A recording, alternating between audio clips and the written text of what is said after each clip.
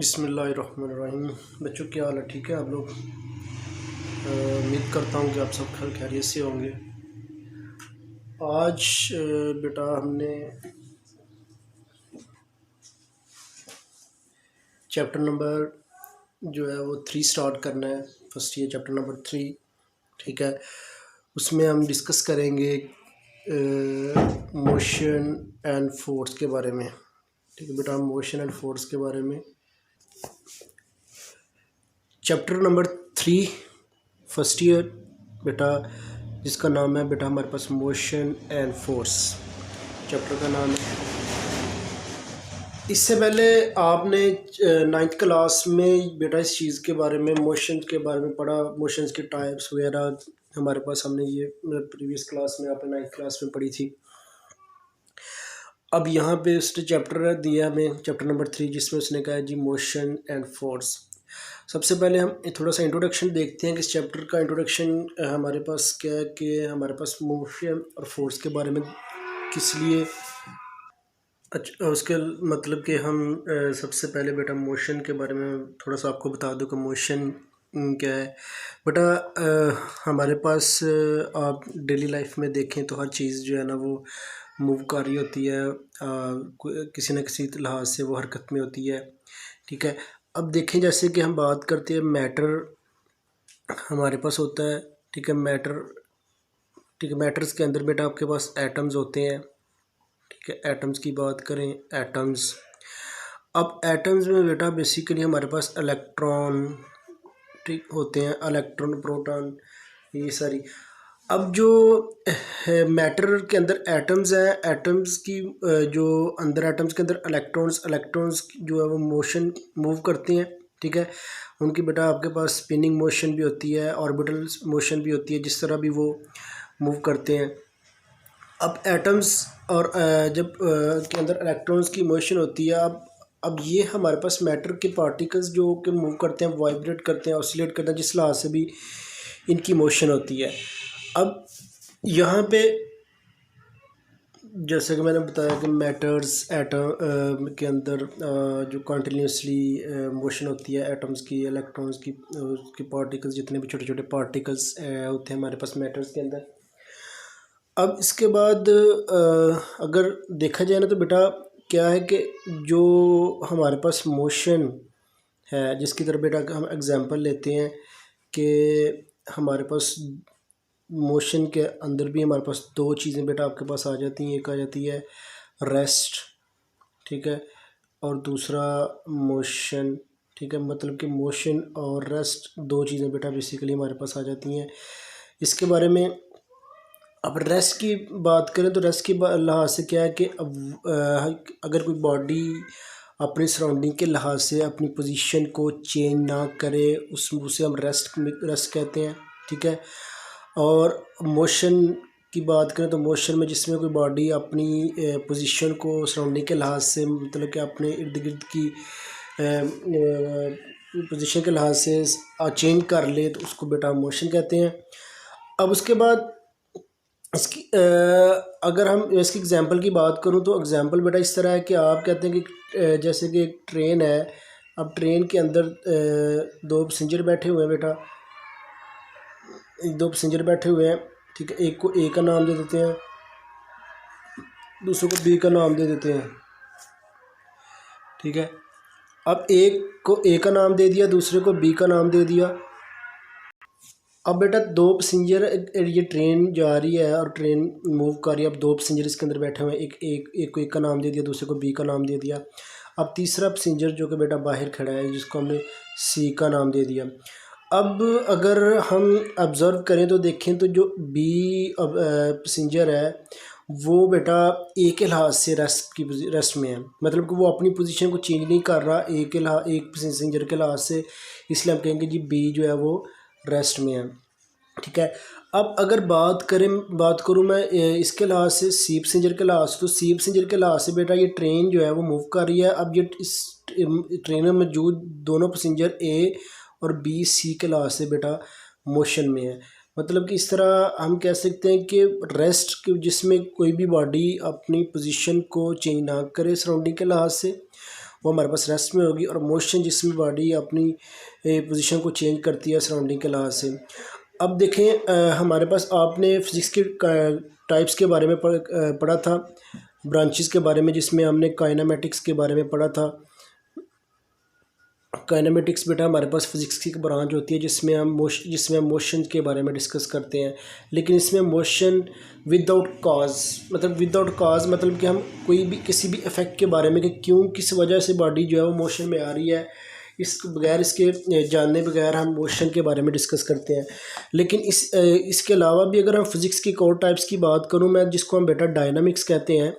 अब डायनामिक्स जो है ये भी फिज़िक्स की ब्रांच है, लेकिन इसमें भी हम मोशन को ही डिस्कस करते हैं, लेकिन मोशन इसमें हम विद कॉज, मतलब कि इसमें ये जानने की हम कोशिश करते हैं कि अगर कोई बॉडी मूव कर रही है, अगर एक बॉडी मोशन में है तो वो मोशन में क्यों है, उसके पीछे क्या वजह है कि वो बॉडी मोशन में है। इसी तरह बेटा हमारे पास वो कहता है कि आपके पास जो आपके बहुत सारी ऐसी चीज़ें जो कि मूव कर रही होती हैं, मोशन में होती हैं, लेकिन हम नहीं देखते कि वो क्यों मोशन में, हम कहते हैं जी बस वो चल रही है या मूव कर रही है। लेकिन कुछ ऐसी मोशन बॉडीज़ की मोशन होती है जिसको हम जानने के लिए कि ये किस वजह से मूव कर रही है, इनके पीछे क्या लॉजिक है, क्या रीज़न है कि ये मूव कर रही है, इस चीज़ को देखने के लिए बेटा हम डायनामिक्स के अंदर वो चीज़ डिस्कस करते हैं।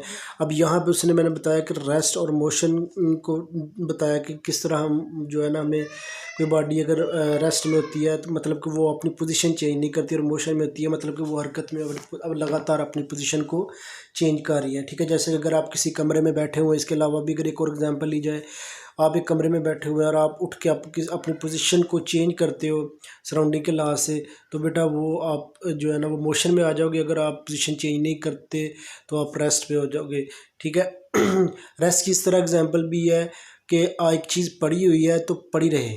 ठीक है, जैसे कि फर्स्ट लॉ ऑफ मोशन आपने बेटा पढ़ा था, फर्स्ट लॉ ऑफ मोशन जिसका न्यूटन का जिसको हम कानून भी कहते हैं, इसमें भी न्यूटन ने ये कहा था कि अगर एक चीज़ बॉडी जो है वो रेस्ट में है तो वो रेस्ट में रहेगी, अगर एक बॉडी मोशन में है तो वो मोशन में रहेगी जब तक इसके ऊपर कोई फोर्स एक्सटर्नल फोर्स अमल ना करें।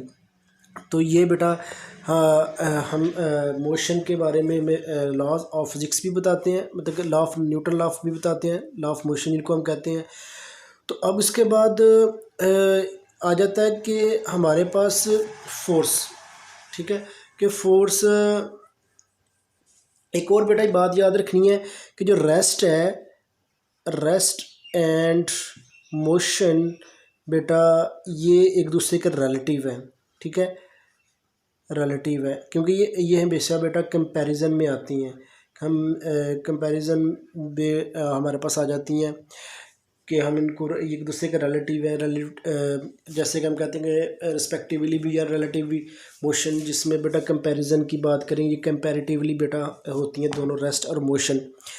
अब उसके बाद वो कहता है कि हमारे पास जो मोशन की तो बात कर ली हमने, मोशन में हमने रेस्ट की भी बात कर ली, मोशन में हमने ये भी बताया कि किस तरह मोशन की बात, जिसमें हमने काइनेमेटिक्स के अंदर भी हम बेटा मोशन के बारे में पढ़ते हैं।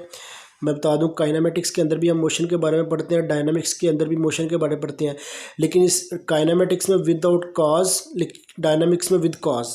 ठीक है, मतलब कि हम यहाँ पे हम ये जानने की कोशिश करते हैं कि किस वजह से ये बॉडी मूव कर रही है, और यहाँ पे हमें नहीं पता, हम नहीं जानते कि ये बॉडी जो है ना वो मूव कर रही है और क्यों कर रही है। ठीक है, ये जानने की हम कोशिश नहीं करते। अब उसके बाद बात करें कि आपके पास फोर्स, जैसे कि हम इसकी एग्जांपल इस तरह लेते हैं फोर्स की कि बेटा एक गाड़ी है। ठीक है, जो गाड़ी,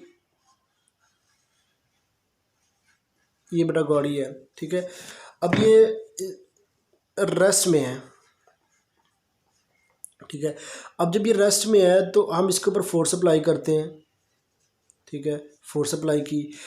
अब जब फोर्स अप्लाई करते हैं तो ये गाड़ी मूव करना शुरू कर देती है, ठीक है। जैसे कि हम कहते हैं आम, अगर हम बात करें फोर्स की आम सादा अल्फाज में, अगर हम कहें जी कि फोर्स क्या है, तो सादा अल्फाज में फोर्स का अगर जिक्र करें तो बेटा हम कहते हैं कि ताकत, मतलब किसी चीज़ के ऊपर हम एनर्जी लगाना, किसी बॉडी के ऊपर एनर्जी अपनी लगा के उसको मूव करने की कोशिश करना, उसको एक जगह से हटाने की कोशिश करना, उसको हिलाने की कोशिश करना।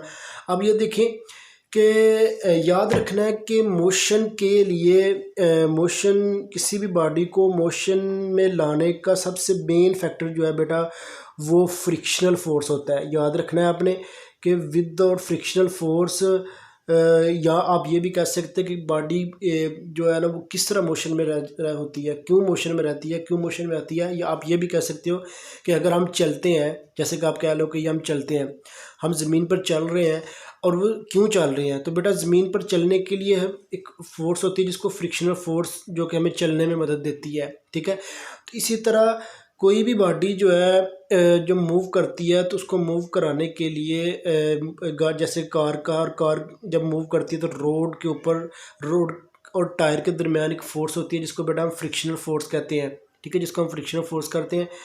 और याद रखना है कि किसी भी बॉडी को मोशन में लाने के लिए हमें फोर्स की ज़रूरत पड़ती है, ठीक है। इसलिए जो है ना ये यहाँ पे हम मोशन एंड फोर्स को डिस्कस करेंगे। तो ये बड़ा छोटा सा लाइट सा उसका इंट्रो था कि जिसमें हमारे पास हम रोज़मर्रा ज़िंदगी में देखें तो बहुत हर चीज़ जो है ना वो किसी ना किसी लिहाज से मोशन में होती है, मतलब कि मूव कर रही होती है। तो इस चीज़ को बेटा उसने यहाँ पे जो है ना मैं बताया कि आप मोशन में करते हैं। अब इसमें याद रखना, इसको मज़ीद डिस्कस करने के लिए हमारे पास जो इसका सबसे पहला टॉपिक है बेटा, टॉपिक नंबर बेटा हमारे पास है 3.1। हमारे पास टॉपिक है 3.1 जिसका नाम है बेटा हमारे पास डिस्प्लेसमेंट। टॉपिक का नाम है बेटा हमारे पास डिस्प्लेसमेंट। फर्स्ट टॉपिक इस चैप्टर का वो हम इसमें यहाँ पे डिस्कस करेंगे डिस्प्लेसमेंट के बारे में। अब डिस्प्लेसमेंट आपने पहले भी पढ़ा हुआ है, हम या अगर याद हो तो आप कहते हैं जी डिस्प्लेसमेंट हमारे पास शॉर्टेस्ट डिस्टेंस बिटवीन 2 पॉइंट, हम अगर हम इसको इस तरह भी एक्सप्लेन करें तो डिस्प्लेसमेंट कहते हैं। लेकिन यहाँ पे हम जो है ना थोड़ा सा डिटेल में अगर इसको मैं बताऊँ, क्योंकि कुछ मैंने बताया कि यहाँ पे फर्स्ट ईयर के फिजिक्स में बहुत सारी चीज़ें बहुत सारी डिटेल्स में हैं, ठीक है। अब ये कहते हैं ब्लॉक है जिसका मैस है हमारे पास, ठीक है, और ये है इनिशियल पोजीशन पे, ठीक है, ये इसकी इनिशियल पोजीशन है, ये इसकी इनिशियल पोजीशन है, ठीक है। अब आप क्या करते हो कि इसके ऊपर फोर्स लगाते हो, ठीक है, इसके ऊपर हमने इसके ऊपर फोर्स अप्लाई की, ठीक है। फोर्स अप्लाई करने के बाद आप क्या करते हो कि ये यहाँ से मूव करके यहाँ पे आ जाता है, ठीक है। हमने इसके ऊपर फोर्स अप्लाई किया, अब ये यहाँ से मूव करके यहाँ पे आ गया, और ये बेटा इसकी इस मैच की फ़ाइनल पोजीशन है, इसकी हम कहते हैं ये इसकी फ़ाइनल पोजीशन है। अब फाइनल पोजीशन यहाँ से लेकर यहाँ तक जब हमने इसके ऊपर फोर्स अप्लाई की तो इसने डिस्टेंस कवर किया जिसको हम कहते हैं जी ये इसने 3 मीटर का डिस्टेंस कवर किया। ये जो इसने किया इसको हम कहते हैं ये डिस्टेंस है बेटा, ठीक है। अब ये डिस्टेंस हमेशा आपको याद है कि हम जब डिस्टेंस की बात करते हैं तो डिस्टेंस हमेशा जो है ना वो उसका सिर्फ मैग्नीट्यूड लेते हैं। क्यों कि डिस्टेंस बेटा याद रखना है कि स्केलर क्वांटिटी है, ठीक है। ये भी आपने याद रखना है एमसीक्यूज़ के तौर पे कि स्केलर क्वांटिटी होती है हमारे पास डिस्टेंस जो है। अगर मैं बात करूँ डिस्टेंस की तो डिस्टेंस बेटा आपके पास स्केलर क्वांटिटी है। अब स्केलर क्वांटिटी क्या होती है, थोड़ा सा मैं दोबारा बता दूं, याद करवा दूं कि स्केलर क्वांटिटी बेटा हमारे पास होती है जिसका मैग्नीट्यूड होता है सिर्फ, जिसकी डायरेक्शन नहीं होती। तो अब यहाँ पे देखें कि हमारे पास मैंने कहा कि हमने मैस लिया और मैस ने जो उसकी इनिशियल पोजीशन से लेकर उसने फाइनल पोजीशन तक फासला कवर किया, 3 मीटर का डिस्टेंस कवर किया, जिसको हमने कहा कि जी इसने 3 मीटर का डिस्टेंस कवर किया। अब बात करते हैं यहाँ पे डिस्प्लेसमेंट की।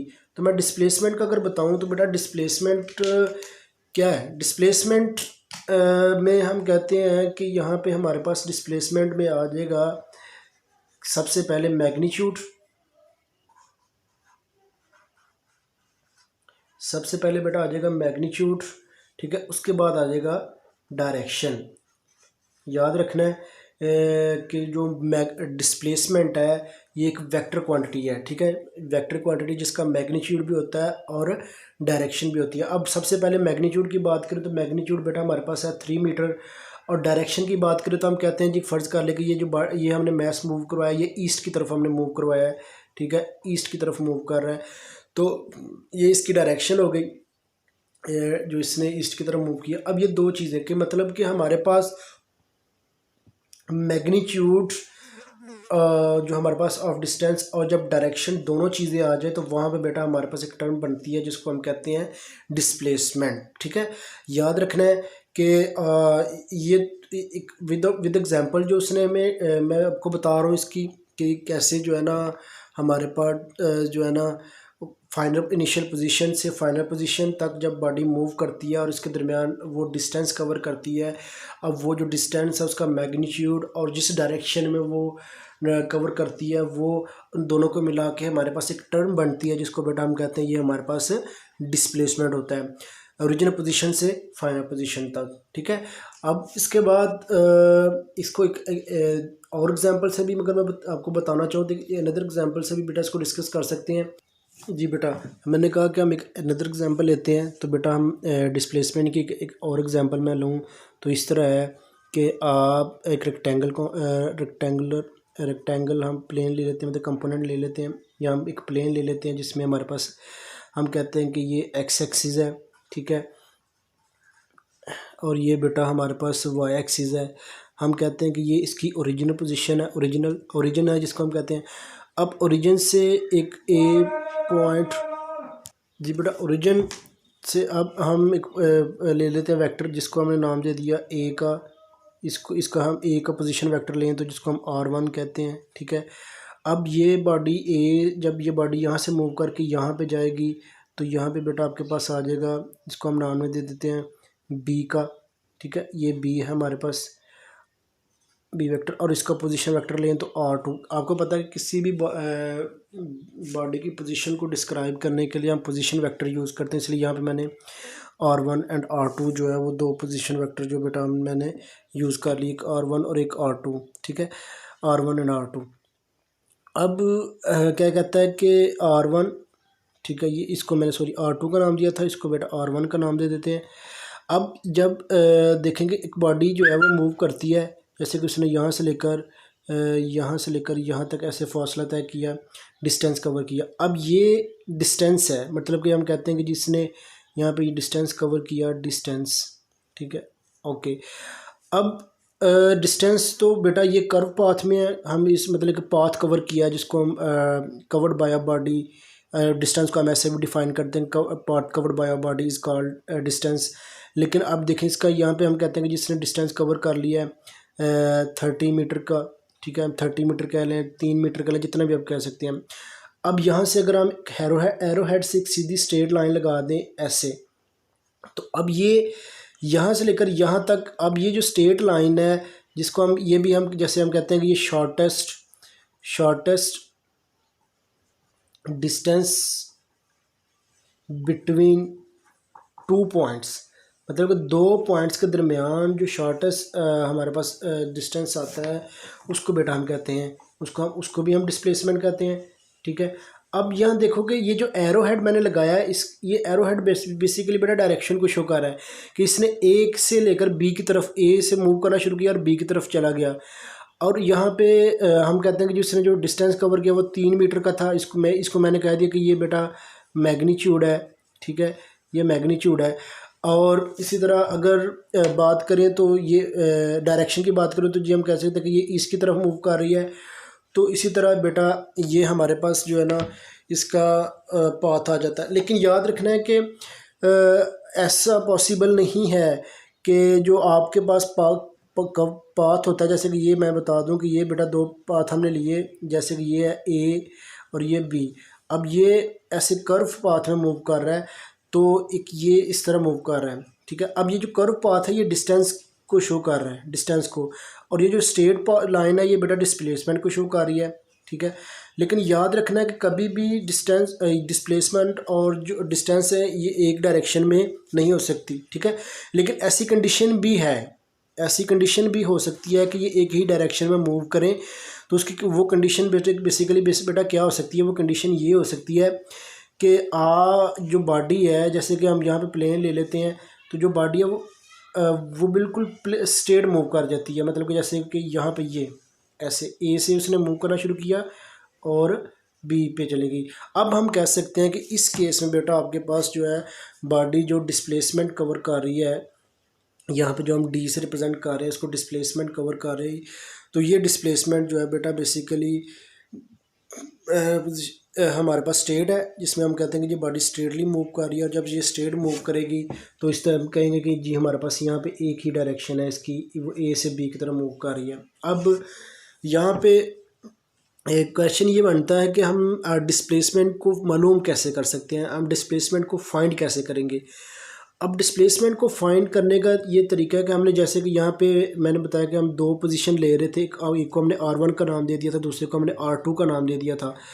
तो जो हमारे पास डिस्प्लेसमेंट होता है बेटा याद रखना, उसको हम डी से रिप्रेजेंट करते हैं, ठीक। और ये बराबर होता है फाइनल माइनस इनिशियल, ठीक है।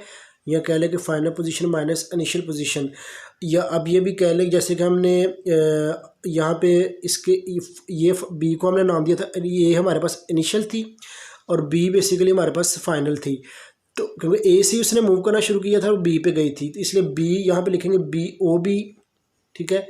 मतलब कि ओ बी कैसे, जैसे कि हम कहते हैं कि हमने ओ बी, ठीक है, ए ओ बी माइनस ओ ए, हम इसको ओ ए का नाम देते हैं। अब ओ बी पे क्या है R2, ठीक है।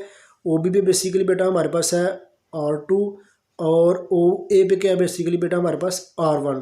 तो इस तरह हम बेटा क्या कहते हैं डिस्प्लेसमेंट को मालूम कर सकते हैं। डिस्प्लेसमेंट का बेसिकली बेटा हमारे पास फार्मूला यहाँ पे मैं लिख देता हूँ बड़ा करके R2 माइनस R1, और ये बेसिकली बेटा हमारे पास डिस्प्लेसमेंट का फार्मूला था। इस तरह हम किसी भी दो पॉइंट्स के दरमियान डिस्प्लेसमेंट मालूम करना हो, फासला मालूम करना हो, तो बेटा हम उसको इस तरह मालूम कर सकते हैं। इसके अलावा मैं इसकी अगर आपको डिस्प्लेसमेंट की जो प्रॉपर डेफिनेशन है वो अगर मैं बेटा लिखवा दूं आपको, तो वो मैं यहाँ पे लिख देता हूँ कि पहले आपने बेटा पढ़ी हुई है डिस्प्लेसमेंट की डेफिनेशन। वो बेटा आपने ये पढ़ी हुई है कि shortest distance between 2 points is called displacement. जी बेटा मैं डेफिनेशन के बारे में बता दूं तो डेफिनेशन ये है कि बेटा द डिस्प्लेसमेंट इज़ दस a change, the displacement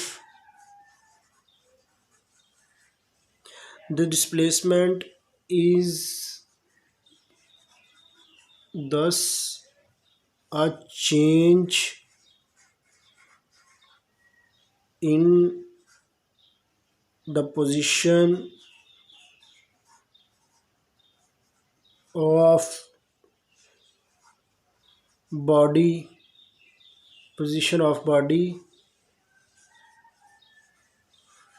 from its initial position to its final position। तो ये बेटा बेसिकली हमारे पास डिस्प्लेसमेंट की जो फर्स्ट ईयर की बुक में उसने डेफिनेशन दी है बेटा, आप याद करनी है कि हमारे पास क्या होता है कि बॉडी चेंज करती है अपनी पोजीशन को initial position to final position. अब उसके दरम्यान उसकी जो है ना वो डायरेक्शन का भी जिक्र होता है। मैं थोड़ा सा स्टार्ट से फिर थोड़ा सा एक्सप्लेन कर दूं, जो है ना इसका मैं आपको ओवरव्यू थोड़ा सा दे दूं कि याद रखना है कि हमारे पास हमने कहा कि मोशन की बात की तो हमने कहा कि हर पार्टिकल जो है वो कंटिन्यूसली मूव कर रहा होता है, हर बॉडी जो है वो किसी न किसी लिहाज से कंटिन्यूसली मोशन में होती है। ये भी चीज़ मैंने आपको बता दी। अब उसके बाद मैंने बताया कि रेस्ट और मोशन एक दूसरे के रिलेटिव होते हैं। ये भी आपने MCQs के तौर पे याद रखना है कि ये रेस्ट और मोशन और रिलेटिवली मतलब कि एक दूसरे के रिलेटिव होते हैं।